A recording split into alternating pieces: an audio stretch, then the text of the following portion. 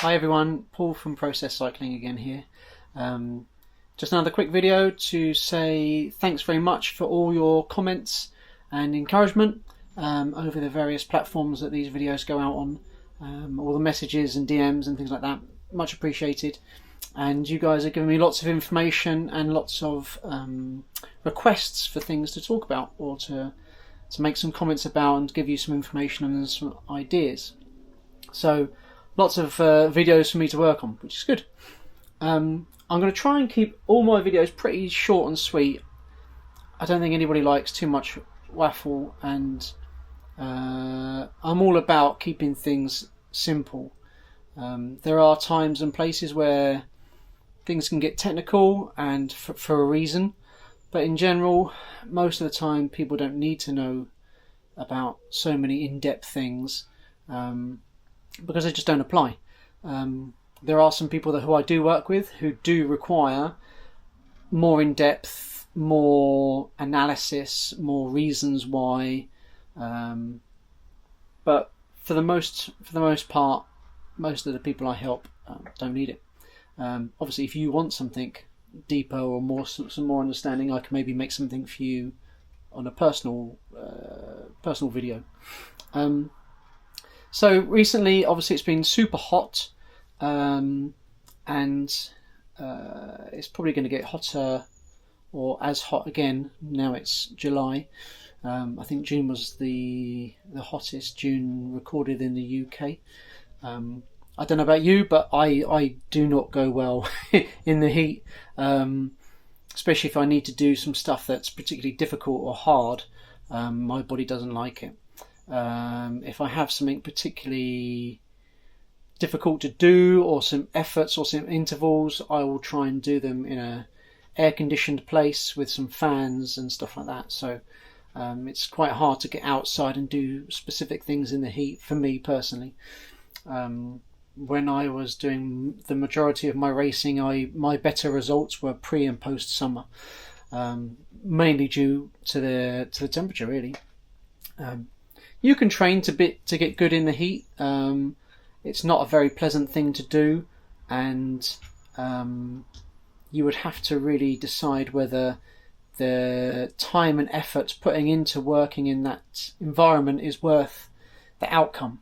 Now, if you're doing something like you have a major event and you are going to be in a hot environment and it's a big goal of your year, then it's going to be necessary. If you are just wanting to ride around in the summer or do some stuff with your friends in the heat, the amount of times it's hot in the UK like that, it's just probably not worth your time. Just hydrate better and try and wear clothing which is a little bit more light, and try and make sure that when you do go out, you're well hydrated and you haven't done too much in the days previous. A little bit on hydration as we're chatting about heat and stuff is that I do get a lot of questions about whether people should use electrolyte drinks and powders and carbohydrates and stuff like that.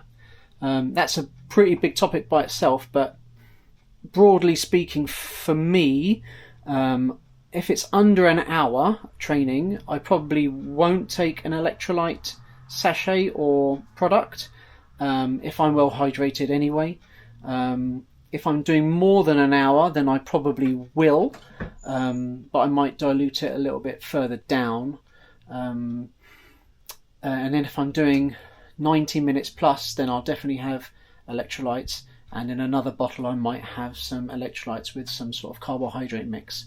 How much carbohydrates is again another topic and another discussion about how many carbs per hour you want to fuel with, and this, that and the other, and even carbohydrate decoupling, which is carbohydrates from your food, what you're eating, and then fluid from your bottles. No carbs in your bottles. Some people like that as well. If you are going to use an electrolyte product, obviously try and make sure that it's clean. You don't want any fillers or binders or too many added flavourings and things like that. Give your body things that it recognises. And if you wanted to go another step, then you can make your own solution or Soleil. You can make that with Himalayan rock salt or Celtic sea salt. You could probably Google that, do your own research.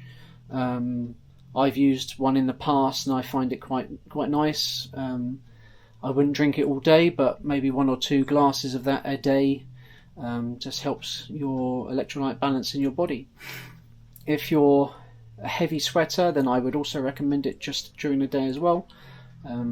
Your body's a very clever bit of kit when it comes to making sure that it has enough hydration and blood plasma levels are good, and keeping you alive. Basically, it's very good at turning off systems or making sure that resources are going to the right place for the right reasons.